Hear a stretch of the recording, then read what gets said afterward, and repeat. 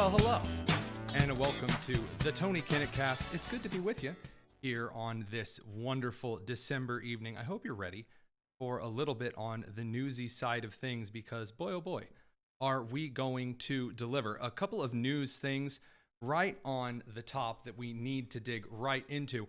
First of all, Daniel Penny, accused of a couple of different things in New York City today, was acquitted of all charges. So the reason we have to say there was a little bit of shenanigans to this particular case are, well, there are two key reasons. Number one, the fact that he was charged at all. So Daniel Penny was arrested because he had the gall to stand up to a homeless man who was harassing and threatening individuals on a subway train in New York City, known around the world for its extremely safe, comfortable, and delightful subway service. Daniel Penny ended up putting the character, let's call him Jordan Neely, a homeless man who, like a lot of homeless men in New York City who are often on things, get really violent, get really crazy, and do very stupid and dangerous things. Daniel Penny decided in this particular instance that he was going to do something. And so we put him in a chokehold. And during the chokehold, which was not meant, not the kind of chokehold that was meant to kill, but the kind of chokehold that was meant to knock someone out. The homeless man did end up dying. And so everyone lost their minds because the homeless man happened to be black. And Daniel Penny happened to be white. So if you know anything about that, that means that we are in for a very, very fun time in the court system. And boy, were we.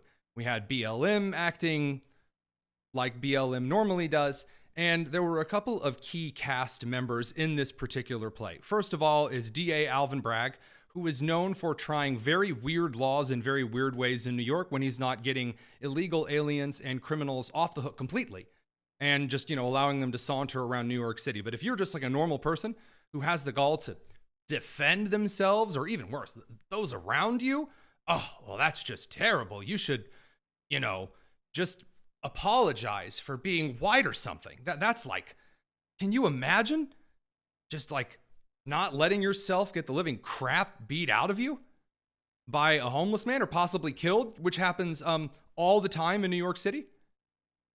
Allow me to explain what I mean by all the time. So the prosecutor in this particular case, this is according to Greg Price, was Daphne Uran. Daphne Uran is the Manhattan prosecutor who tried her best to throw the book at Daniel Penny. In 2019, she gave a reduced sentence to a black man who murdered an Asian college professor who was just getting a few bucks out of the ATM. Now, there was no reason. Like, it wasn't like they were in an argument and things got out of hand. The man murdered the college professor at the ATM. And then Uran spent the next couple of months desperately trying to explain that, well, it wasn't really his fault. After all, he had like a really rough life and you can't really hold him responsible for anything. Circumstances and oh man, it would really be restorative justice. She argued that it would actually be in favor of like a racial reparations kind of agreement to give him just a 10-year manslaughter charge instead of, the very obvious homicide that was caught on video. So that was the prosecutor going after Daniel Penny. But wait, it gets worse because as the case proceeded and the prosecution threw fits about allowing doctors to say like, actually it looks like the chokehold that was used was not one in which Daniel Penny was trying to commit a murder. Just looks like when the guy passed out and hit the ground, he died. A homeless man who is not exactly known for making wise choices surrounding his health, his nutrition, and a few other things. It's not like he's built to last. So no, it doesn't look like it's his fault. Well, the prosecution threw an absolute fit, but the judge could tell. Judge Wiley could tell. Not really going well for the prosecution. And could we actually have like just a normal, regular guy in New York City who is by all means innocent, like get off without a prison sentence or fines out the wazoo? No. So as the jury deliberated, the jury spent a little bit of a time in deadlock. The judge realized this ain't going very well. This isn't exactly a slap and convict kind of crime. And so the jury came back and said, well, we don't really think that he did the whole manslaughter in the second degree thing. And the judge and the prosecutor decided that, well, we can't say he's been acquitted. We'll just say that charge is dismissed. No problem. Just throw that little charge out of here. What you really should do now is go back to your little juror room, and you should deliberate on whether you should charge him with this bonkers kind of homicide, negligent homicide, which has been described to me by bright legal minds, because there are a lot of states that don't have really stupid kinds of homicide laws. But negligent homicide is like, let's say that I'm in downtown Indianapolis and I plug a toaster into the wall. And then you, because you're an idiot, come up to the toaster, grab a metal fork out of your pocket and stick it in the toaster. You electrocute yourself and you die. I can be charged, if that was in New York City, with negligent homicide. So what they're saying is that Daniel Penny didn't actually take all of the steps possible. Like, again, there's this homeless man that is harassing and threatening that might be about to commit a murder, at least assault and battery, on this New York City subway, which, by the way, happens like every other day. That's not an exaggeration. It is an unusual day when there is not an act of violence on the New York City subway system. You know, actually, let's do a little search here. Let's see. How many crimes are committed on the New York City subway? Let's take a gander here. In 2019, no, excuse me, I apologize. Whoops. In 2023, there were 1,120 violent crimes on the New York City subway system. In 2019, there were 935 violent crimes on the New York subway system. So, in fact, I actually did misspeak. It's not every other day that a crime is committed on the New York City subway system, the MTA, the Metro Transit Authority. No, it's like 3 crimes a day. Because if you take 365 days a year, that goes into over 1,000 a couple of times. 2 to 3, and 2, 3, maybe 4 crimes a day. And the reason that I point that out is because MSNBC got on the air and just threw an absolute fit. So first of all, they were upset that the jury did end up coming back, as they should have. The jury came back again and said, no, this guy's not guilty of negligent homicide either. Daniel Penny, completely free, didn't do anything wrong. And the judge can't bring him back up on charges. The prosecution can't bring him back up on charges and try him again on that. And so Daniel Penny is free to go. MSNBC loses their ever-loving mind that the New York City subways are unsafe, and that, they're even more upset because, of course, MSNBC is. They're even more upset that people would think the New York City subways are unsafe, because this is like liberal suburban women, like just point blank. Liberal suburban women will go through a bad neighborhood and they will lock their doors. But then if anyone else locks their doors, or they hear of anyone else locking their doors, they'll tut them. Oh, you just think that that's all these people. So here's MSNBC throwing an absolute fit because people in Manhattan know that the New York City subway system is rather violent. Is it possible to separate fears or thoughts about what it's like on the subway system from jury deliberations? Yes and no, right? Jurors are asked prior to being seated whether they have certain biases or prejudices that might disqualify them from service. But of course, this is a jury made up of Manhattanites. This was a case tried by the Manhattan District Attorney's Office. So everybody on that jury lives in this island. And of course, most, if not all of them, have experiences every day with public transportation. And you're right to say that we're at a moment right now, particularly here in New York, where folks are fed up with what they perceive to be the lack of safety on MTA. Oh, what they perceive. I'm so silly. What they perceive to be the problem. That's the issue. That's the problem here at present. The issue isn't that in this particular instance, that in this one singular moment, the issue is not that, maybe people don't like, hundreds, maybe over 1,000 crimes committed on the subway. And that when Daniel Penny's lawyers argued, hey, maybe Daniel defending those around him from the violent, crazed homeless man is not a bad thing. It's maybe there are perhaps some people living in New York City who understand, things are getting a little violent. things are getting a little out of hand.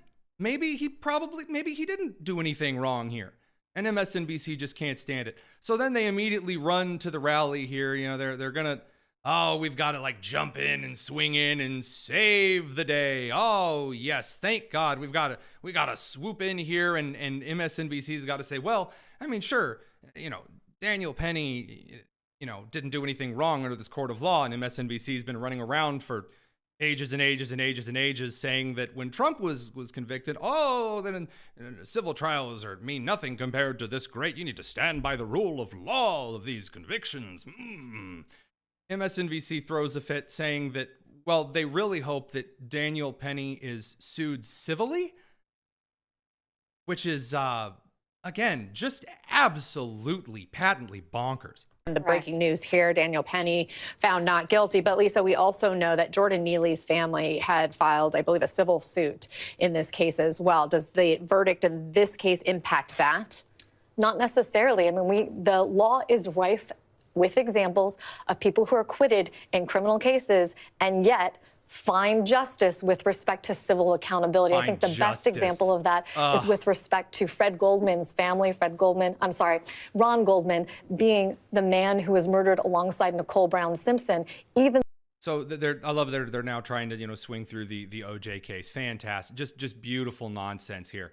Believe it or not, that was actually one of the more hinged reactions, because Black Lives Matter, when they're not, you know, buying Rolls Royces or building mansions or you know, defending a drug-ridden individual who, you know, murders pregnant women.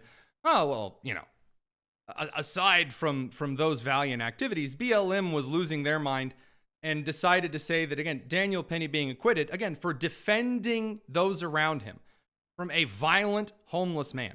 Had nothing to do whether the guy was black. Daniel didn't, like, look up, see the homeless man starting to act insane and threaten people and, like, get out the Glidden paint strip from Home Depot and go, all right, let's see. Doesn't look like he's white, not really tan, kind of brown, a little darker than that. Black. Okay, yeah, I can attack him. No, it didn't happen. But I'm getting ahead of myself. Black Lives Matter think that's exactly what happened. Black Lives Matter believes that Daniel Penny was like, woke up that morning and was like, all right, how many black people can I put in chokeholds today? And then, you know, decided to go out in front of the entire country and shout crazy things. Because to be real, they didn't even try. Once the lesser charge was removed, they came back an hour later and said it was deadlock. Less than an hour and 20 minutes later, they said not guilty.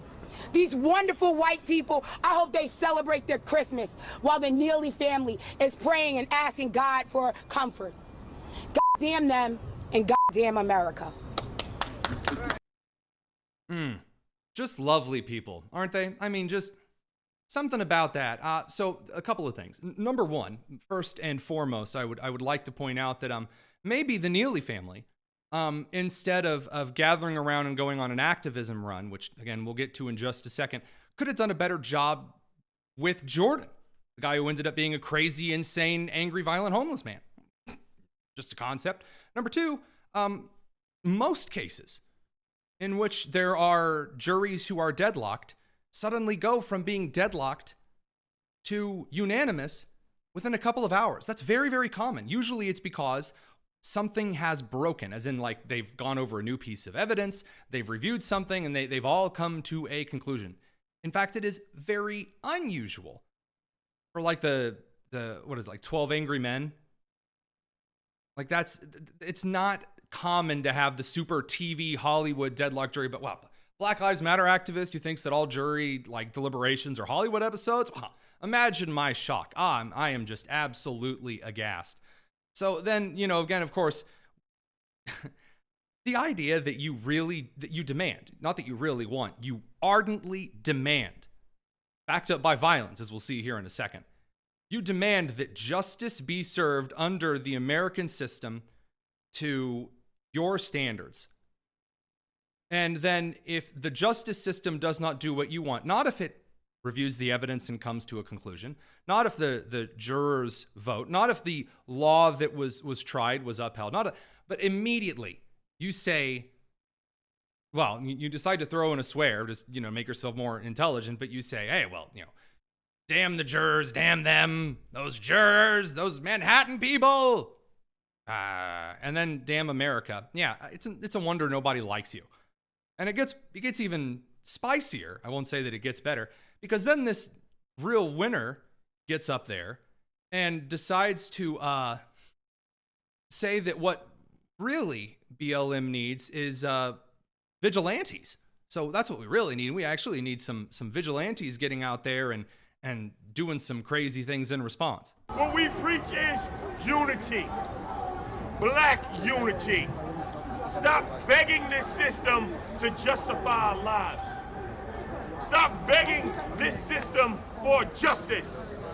When things happen to you, you step up and defend yourself. Just like everybody else seeks justice on their own, just like everybody else has vigilantes, we need some black vigilantes. Oh boy. Yeah, so that would be openly calling for violence. That would be openly inciting violence. Because, again, what's funny is that initially he actually is defending Daniel Penny. It's that when something is happening to you, stand up. That's what happened. Jordan Neely was getting violent and beginning to give both the appearances and the threats behind them that he was going to assault those on the subway. Daniel Penny stood up and defended those on the subway. But well, Daniel's white. That's his problem. You need black vigilantes. Well, then he calls for black vigilantes. He doesn't just say, well, we need to stand up for yourself. He said, oh, we need some black vigilantes to go out and do things. And that is going to be extremely important in just a minute. I do want to point out one really sad, disgusting moment is that Jordan Neely's father has decided to use this as a cash grab, like attention grab kind of a thing. And it is just as despicable as you would expect. Check it out. I just want to say, I miss my son. My son didn't have to go through this. I didn't have to go through this either. It hurts. Just small things. If he was your son and you cared so much about him, why is he homeless? Why is he like a crazy, insane homeless man running around doing violent stuff? Oh, that's right. Just according to very open and clear sources, like not from me, not from conservative commentators, but from like actual records of New York and reports that were very, very clear. This guy ran out on his son when Jordan Neely was like in elementary school. If you're a father who runs out on your kids, I don't want to hear it. It's your fault. Fatherlessness is the number one cause of problems, period.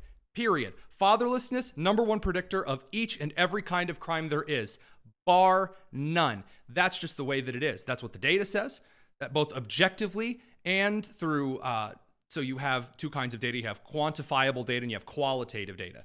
Quantifiable data, objectively, the majority of individuals who commit habitual, chronic, repeated crimes come from a broken home, most often one that is fatherless. By the way, we saw this when I was in schools as well. It's one of the reasons that when I was working as an educator in Indianapolis, that I got into a bit of a tussle with educators who were both fellow teachers when I was at Lawrence North, or when I was in Indianapolis Public Schools and I was an administrator. Is that they would come in and say, wow, we have a lot of black and Hispanic students that have really bad grades. We must be racist. And I said, no, that's not the greatest common denominator. If you look at the data, actually, it's the biggest percentage of students who are doing poorly come from a fatherless home, or a home that might as well be fatherless, like a split custody situation. And that's true across black, white, brown, purple, green, chartreuse, doesn't matter. Fatherhood matters. Being fatherless is extremely detrimental. So for Jordan Neely's father to get out there and go, I really wish I could see my son. You weren't going to see him this Christmas anyway. You ain't done anything in his life so far. He's out homeless, running around, doing drugs and acting insane on the streets of New York. Get out of here. You're really concerned. Yes. You run out on your family, you're a dirtbag. You are the absolute lowest scum that can be fathomed, because you are setting your kids up for generational suffering. Meanwhile, we've got the second of our big legal updates today, and this would be Luigi Mangione. Luigi was the individual who, according to the evidence, has been arrested in connection with the murder of a United Healthcare CEO, who, by the way, was also a husband and father. And a lot of people on the left and some people on the right have cheered the murder of this United Healthcare CEO, because a lot of people don't like United Healthcare. A lot of people don't like the American insurance companies. A lot of people don't like how certain claims are approved or denied, etc. And we'll get to all of that in just a minute. But here are some of the updates on the situation. So Luigi Mangione, who is a graduate of the Ivy League School, the University of Pennsylvania, with a Master of Science in Engineering, Computer and Information Science, bachelor's in pretty much the same, was caught after going into a McDonald's in Pennsylvania. So he had escaped New York City. And here, if you're watching the live stream, you're not listening on air, here he is being escorted now, I think, back to New York City this evening. So here's the shot of the alleged murder of the United Healthcare CEO.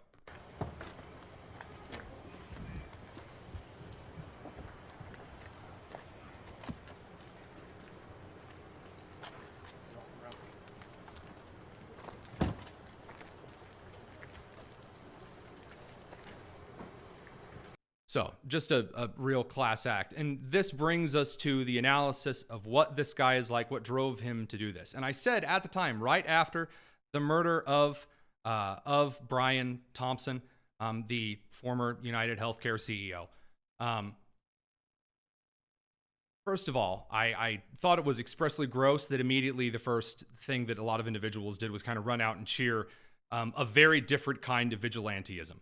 Right now, there's kind of an equation in society. It's kind of the whole point of this segment that we're getting to, where people think that Daniel Penny is bad because he assaulted a black man. And then they say that Luigi Mangione, this alleged murderer of Brian Thompson, is good because he killed this United Healthcare, now former CEO.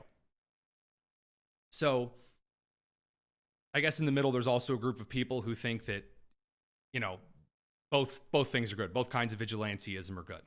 And that's wrong. That is absolutely wrong. It is the most base stupidity of wrong to, first of all, believe that both of these would be morally justified, or that Daniel Penny's acquittal would be bad and the murder allegedly committed by Luigi Mangione was good. And we're going to dig into this. So first of all, we're going to get into the background of Luigi Mangione. So there have been a lot of different allegations online, supposedly that he's bisexual. I don't know. The guy was very active online. His Twitter X at this time is still up. His Instagram has been deleted. People have been going through all of his stuff. Very active on tech. Here is who he is boiled down into kind of a short biography. So this man worked for TrueCar in kind of artificial intelligence and kind of debug systems. His political ideology is a kind of sort of pseudo Bernie Sanders bro populism. Again, just really kind of a power to the people Marxism. It's very, very weird, but it really can be best summed up in Ted Kaczynski's Industrial Society and its Future review. He wrote a review for the book The Unabomber wrote, and he called for violence. He said, "Violence never solved anything" is a statement uttered by cowards and predators.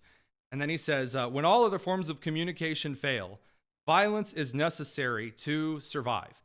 Why should we have any qualms about burning them, meaning the rich, down to survive? So other evidence about this individual is that he's kind of a Greta Thunberg style eco-fascist. Now, there are a lot of individuals who are also claiming that he liked right-wing stuff as well, and that he is a very mentally troubled individual for a couple of different reasons. Number one, because of what he did, the act he committed. Number two, because of how he thought you go about solving problems. there are a lot of people right now who believe that like a bunch of insurance companies are like suddenly changing their policies because they don't want their CEOs whacked. That is objectively not true. It is objectively not true. And documents have already been produced that show that any policy changes in the last couple of days were already in the works weeks, if not months ago. So that said, what's the difference between the murder of Brian Tompkins, allegedly by this elitist, like a Ivy League, UPenn, Marxist goober, and Daniel Penny, who in the process of defending individuals on a subway car from an insane homeless man? What's the difference between these cases, even though they both resulted in a death? The difference is what caused the actions. What caused the actions? Brian Tompkins did not physically assault Luigi Mangione that we can see. He didn't. There's this idea in far leftism that the result of Brian Tompkins' death was brought about by Brian passively doing all of these policies that harmed people, and he's just some kind of a corn-eating capitalist pig who doesn't care about those around him, and so therefore it is inherent on society to take down the CEOs because they don't care about you, so therefore they deserve to die. That's absolutely insane. That is the foundation of the last several genocides on the face of the earth. And I don't just mean as like those were correlational. No, that is causation to the last several genocides around the world. These people have all the money. These people have all the power. So therefore, let's kill them. That's not how that works. That is a perceived injustice. There's no crime sheet out there that shows all of the things that Brian Tompkins actually did. By the way, I'm not defending United Healthcare or the policies that they have, or their insurance company as a whole, or the claims that they've denied. I'm not defending how Brian Tompkins operated as a CEO. I am suggesting that the Unabomber idea, that what we really need to do is go out there and just start whacking people until everything is fine, that kind of French revolutionary Robespierreism is not only incredibly destructive and poisonous to any society, it is a wildfire that cannot hope to be contained. How do I know? Because just days later, we have the BLM guy getting out there and saying, we need some black vigilantes going out there and getting justice of their own. Excuse me? If there is no universal arbiter for law, then each man becomes the judge, jury, and executioner for perceived faults. There's the silly idea that we have that if somebody acts on something, then therefore they actually must have had a fault against them. When in reality, most of the time, most of the things that we perceive our actions or insults towards us aren't even like remotely connected to us at all. The best example that I have of the thing, this actually goes back to the difference between qualitative and quantitative data, goes down to the idea of the BMV, Bureau of Motor Vehicles. Maybe in your state it's a DMV, where you go to get your license and deal with all that crap. There are a series of surveys that were released, I believe from Illinois University. I could be wrong. I know it's not Indiana University for what that matters. A series of surveys that they released that were given to individuals who were predominantly black. And they said, do you think that the BMV is racist? And the answers came back like 92% said, yes, the BMV is absolutely racist towards us. And the same survey asked individuals of both, or I shouldn't say both, I should say white people, black people, Hispanic people, Asian people, Jewish people, whatever. Asked a diverse group of people if they had negative experiences at the BMV. And about 85% said, yes, hate the BMV, terrible time, don't enjoy it at all. The idea of qualitative data is associating, I had a bad time, so therefore they must be blank. You see this all the time. You really do. You see this all the time. People assume that, like, well, I went into this store and this person was mean to me, and that's just some angry old white woman. That's just some angry old black woman. That's just some insert color here, insert gender here, insert whatever on down the line. If you go far enough down that weird perceived systematic racism idea, what you end up with is a situation in which someone looks at you and says, you have money, you're in charge of something that I don't like, and so therefore I have a right to end your life. Because to obtain what you have obtained, you must have done it through a series of crimes that have caused death and suffering. There's no other way you can have that because this country is systematically X, Y, and Z. Daniel Penny's case is completely different because Daniel Penny didn't sit there and go, all right, now look at this, look at this, look at this guy. Let's see how much money does he have, what perceived injustices. He sees the actions that the man is beginning to take that are actively threatening those on the subway. That's when he acts. There is a complete difference between acting based on immutable characteristics and class and then acting on immediate and objective actions. Objective actions meaning anyone looks at that and says, yeah, that homeless man starting to like throw things and throw punches and get really loud and get in people's faces. The threat level is indeed rising. These aren't actual cases of, one is an actual case of vigilantism. One is a case of allegedly Luigi Mangione, who by the way was caught because he stopped to flirt with a cashier, which is, as a friend of mine pointed out and reiterated by a meme, is just one of the most Italian things ever. On your way to a hit, you stop and flirt with a girl, and man, that's what gets you right there. that part's kind of funny. There is a huge difference, and I'm not trying to beat you over the head with the premise of this kind of an idea, but there is a sickness in the society when Daniel Penny is castigated and seen as a moral evil because he killed a black man, and there's no questions to what the black man was doing. It's just, I see white doing wrong or harming black person, so therefore white person must do wrong. And then they'll turn around and they'll say, person kill rich guy. I know like rich guy. Therefore, guy kill rich guy good. And that is a very disturbing place to be. And that is actual objective chaos. And when that fire starts, it is extremely difficult to stop. So we're going to talk a little bit when we get back about where some of these things end up like this, because there have been some updates around the world, especially regarding the al-Assad regime in Syria, and then just some crazy media stuff. We'll be back in a second. It's the Tony Kinnett Cast here on the Daily Signal, nationally syndicated and first on 93 WIBC.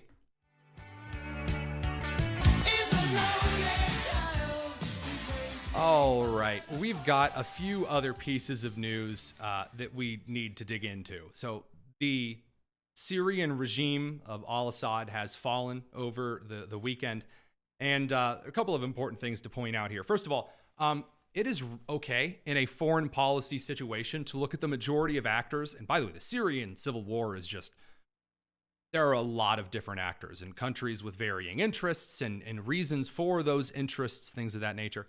And the takes are just, there are some wild statements out there that one side has to be, like if you have the two top contenders, one side has to be good and the other side has to be bad.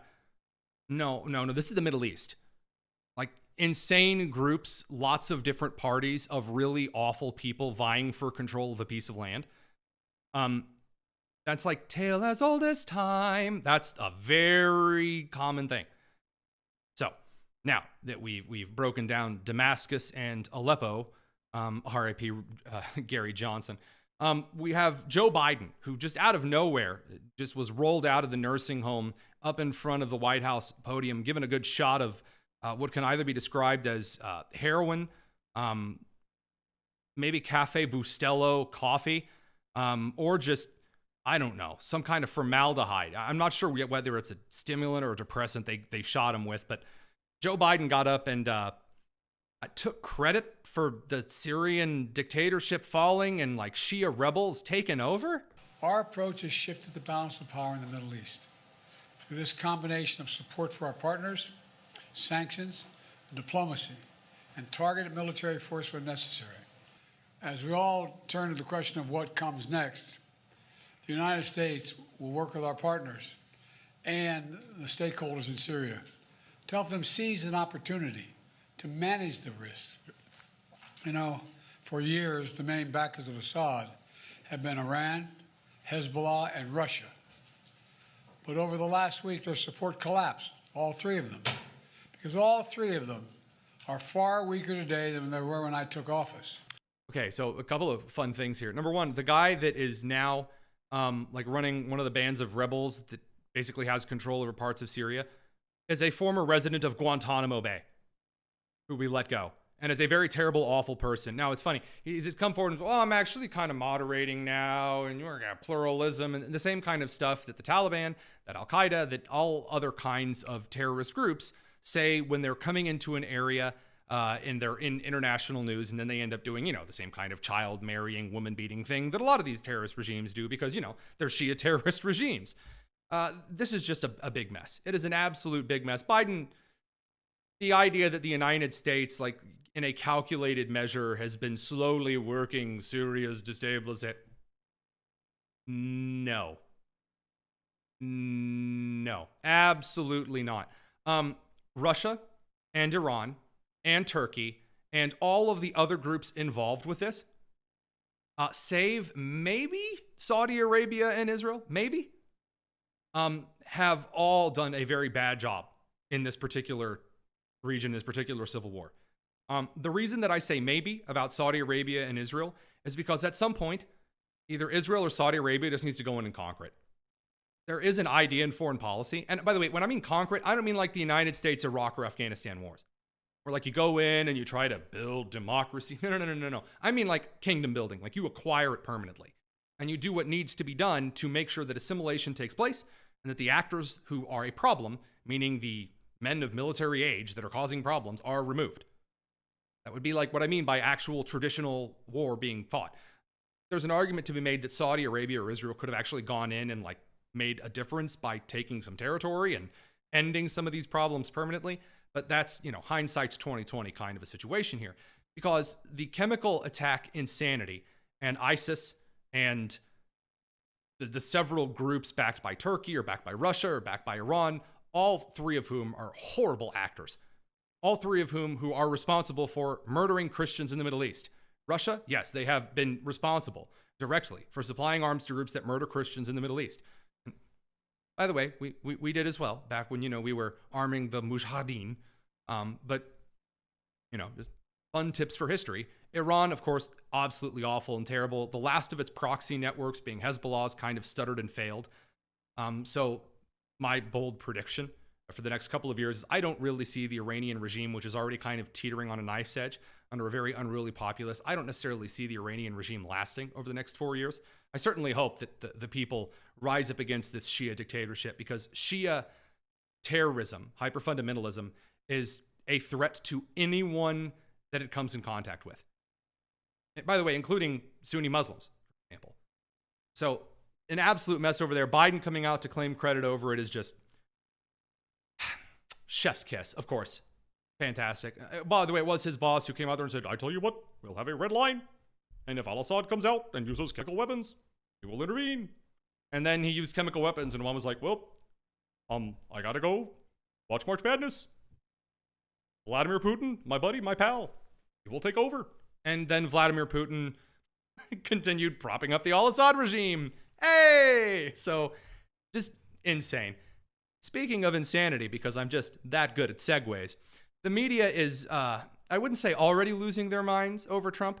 They're like post-mortem. When you deal with grief, there are a couple of stages to deal with grief.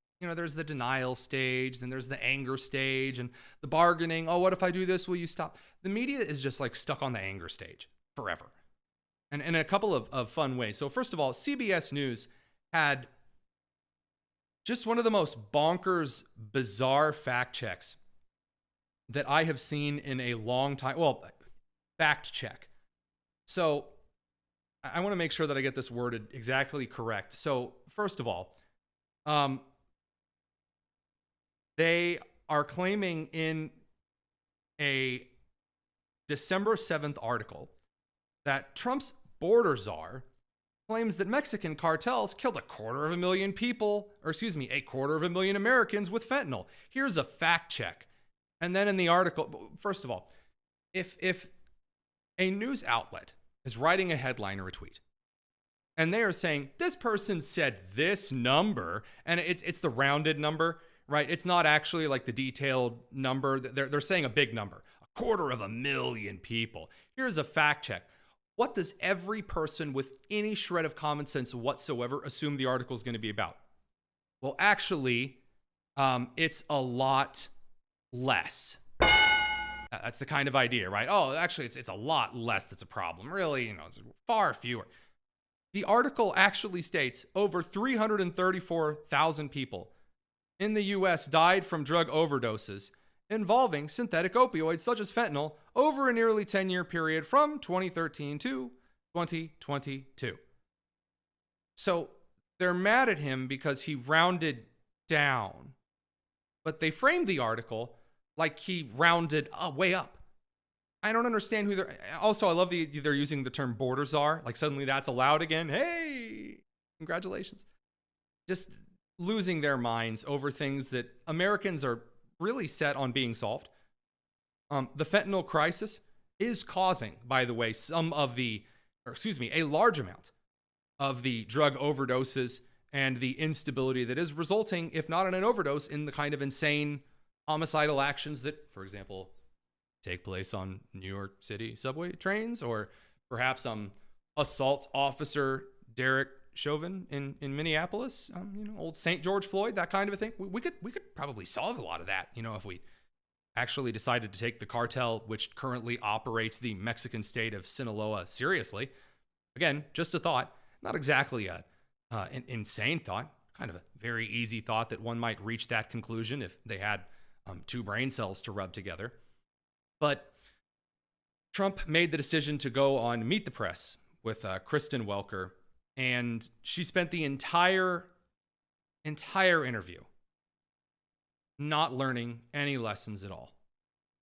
None, just gaslighting the whole way through. Just the kind of stuff that just makes you roll your eyes all the way back into your head and around again. And I got to tell you, Trump not having any of it at all. Again, the majority of Americans, according to the data, aren't having any of this anymore. And Kristen just keeps trying to stick it, and Trump's just having none of it whatsoever. Check it out. Sir, I don't have to tell you this because you've talked about it. It comes at a time when the country is deeply divided. And now you're going to be leading this country for the next 4 years. For the sake of unifying this country, will you concede the 2020 election? I love that. I love it so much. We really want you to say this one thing. For the sake of, would you say that since you won the election, aren't you ready to admit this thing that I want you to say here so that we can then beat you over the head with, because we can't actually say that you never believed this and it's a lie. You can, and turn the page on that chapter. No, why would I do that? But let me just tell you, when you say the country is deeply divided, I'm not the president. Joe Biden's the president. But you're going to be the president. No. I'm not the president. So when you say it's deeply divided, I agree. But Biden's the president. I'm not. And he has been a divider. And you know where he divided it more than anything else, and it probably backfired on him, I think definitely, is weaponization. When he weaponized the Justice Department and he went after his political opponent, me. He went after his political opponent violently because he knew he couldn't beat him. And I think it really was a bad thing. And it really divided our country. Sir, Democrats have control of the White House now. They didn't in 2020. If they are going around stealing elections, why when you didn't say they Democrats have control now of the White House? Yeah. So why didn't they steal this election? Since they have more power now. Because I think it was too big to rig. So you won't... Too big to rig.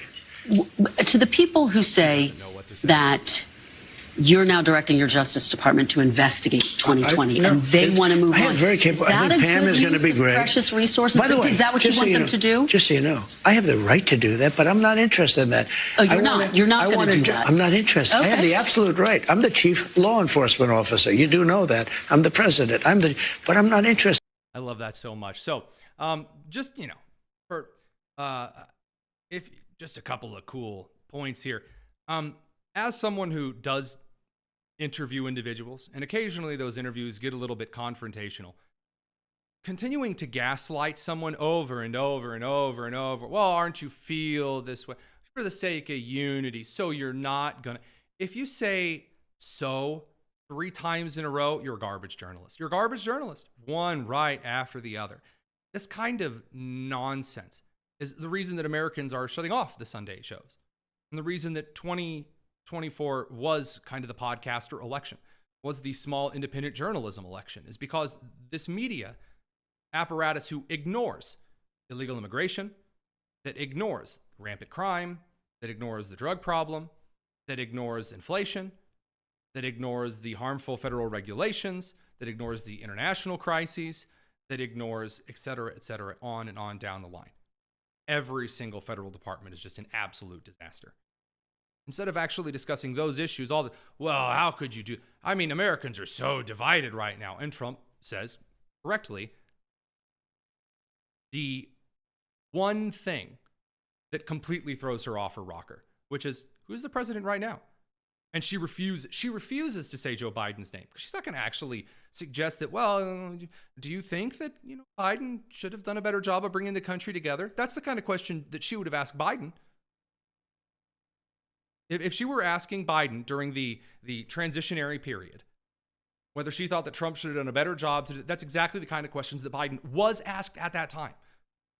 You never see Trump get a question like that because, again, this entire media apparatus, which is completely falling apart, was built to do one thing and one thing alone: push a left-leaning narrative and shut out any who say anything different at all.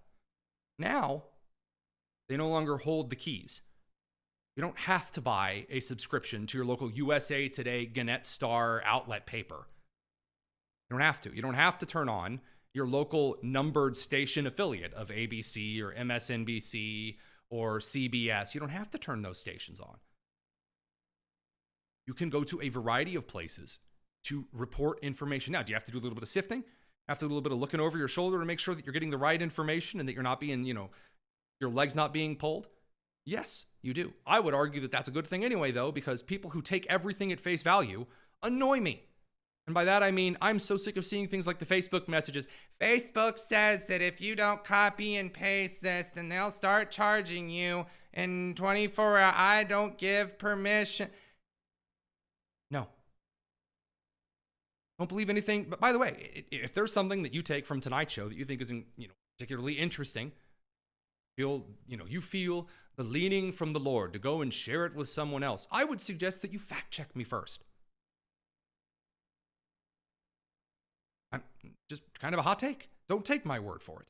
This is why I try to play a lot of video clips and cite a lot of things during the show, as close as we can to the show with as many recent updates as we can through the show. Because if I don't give you what is useful, then I have to rely on hackishness to make the show grow, which means then I'm playing to you. And I'm reading the comment. What is it that you like during the show? You like that I said that? We've already had comments during the show, during the live stream. People are very upset that I am in support of Daniel Penny's acquittal, but I am not in support of the murder, again, allegedly by this Luigi guy, of the United Healthcare CEO, Brian Thompson. That, they were both. The important things in this life are not bending whatever it is that you're doing to the argument of the populace.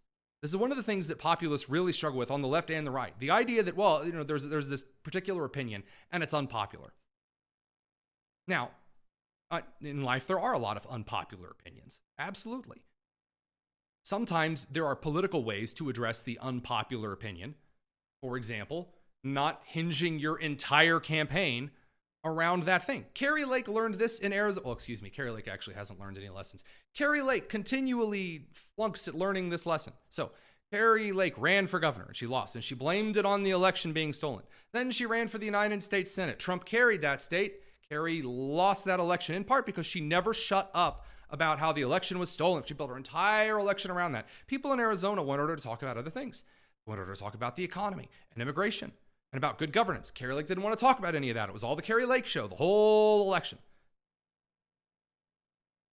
There are ways, if there is something that's unpopular that still matters a lot to you, just don't hinge your entire election around it. At the same time, if there is something that the vast majority of the population believes, so for example, picking something out of the wild blue, that Taylor Swift is a very talented singer and she's a very talented songwriter. I disagree with both of those. Doesn't mean just because the majority believes something that it is correct. It is true. And just because there is some lukewarm take on social media through some meme that someone forgot to crop correctly, that they say, well, the elites believe this, so therefore you need to believe the opposite of what the belief. I mean, there's a lot of things that those who are in elite positions believe that are terrible and that are wrong, and you should not believe them just because they tell you to believe them. However, just because someone believes something, you're going to believe the opposite. Kind of a dumb way to go through life. And this is one of those times that it's important to reflect on these instances. Because what we're playing with is indeed revolutionary fire, not American revolutionary fire, which is that we have lost the ability to govern ourselves by God-given rights and principles. That's not the kind of revolution that's being flirted around with here. The revolution that's being flirted around with here is there are people who are richer than you, there are people who are wider than you, there are people who are systematically benefiting and you're not, and so therefore shoot them because they lie to you about everything, and therefore like line them up, just firing line, every one of them. No one asks like, hey, where does it stop? You know who also didn't ask if it stopped? Robespierre. We've talked about him before. The Soviet Union as well.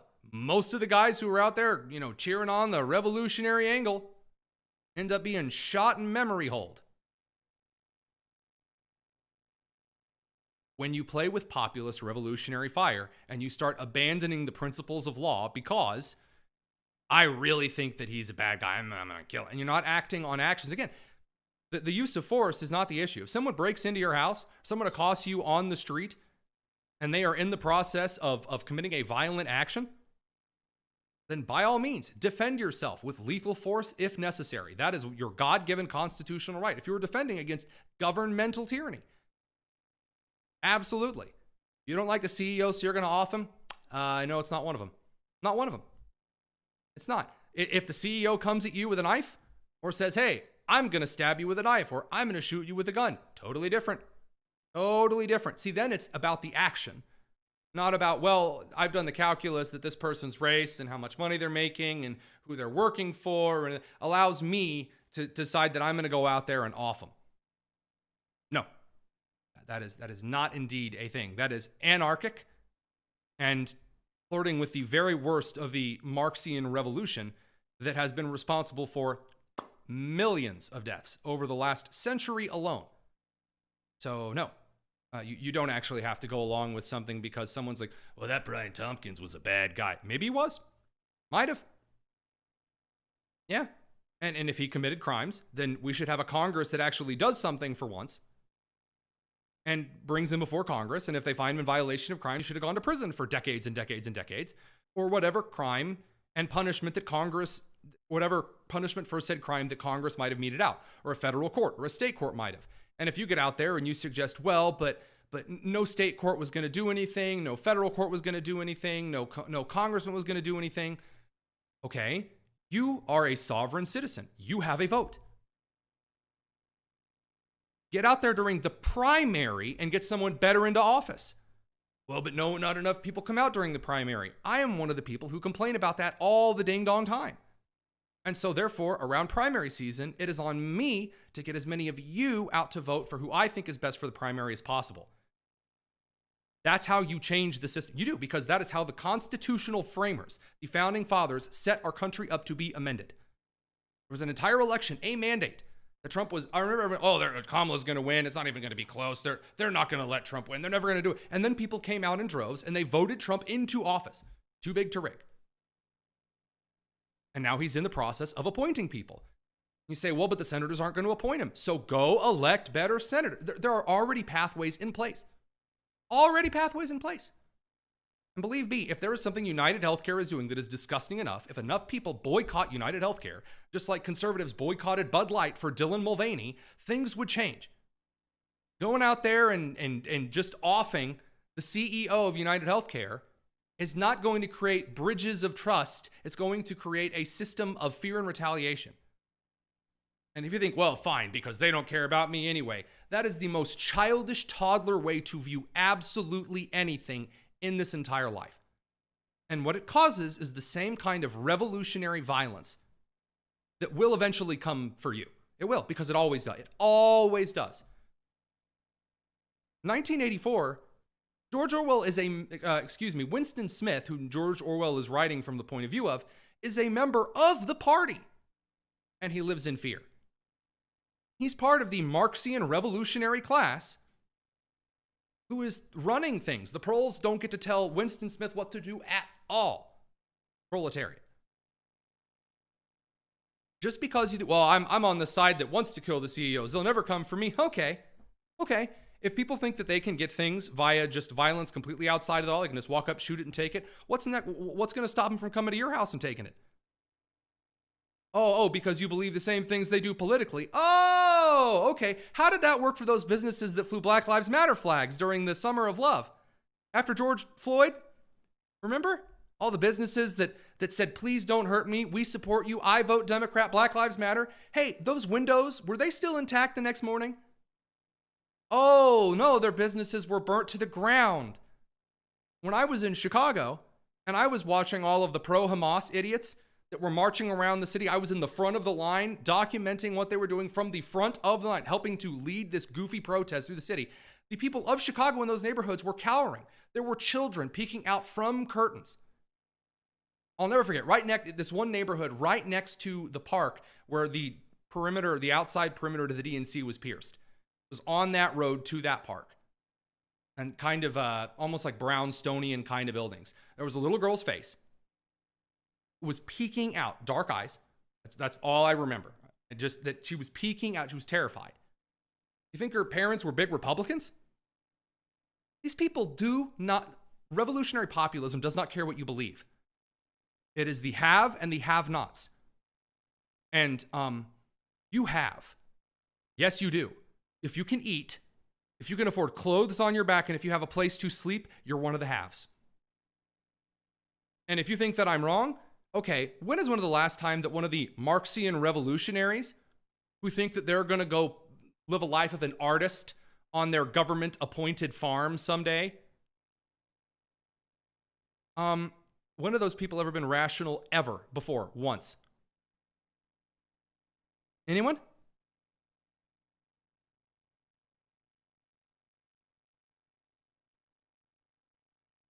Just a little bit of a food for thought there, because I want to make it clear that there is a very specific difference between the actions of an individual who believes that populism governs response and that the popular will of the people upholding principles are the same thing. The popular will of the people leaning towards conservatism because they are unhappy with a particular system and leaning into individuals who uphold principles is one thing. Mob rule is something else entirely. It is what differentiates the conservatism of the American Revolution versus the radical, what would become National Socialism that was first budding up in the French Revolution.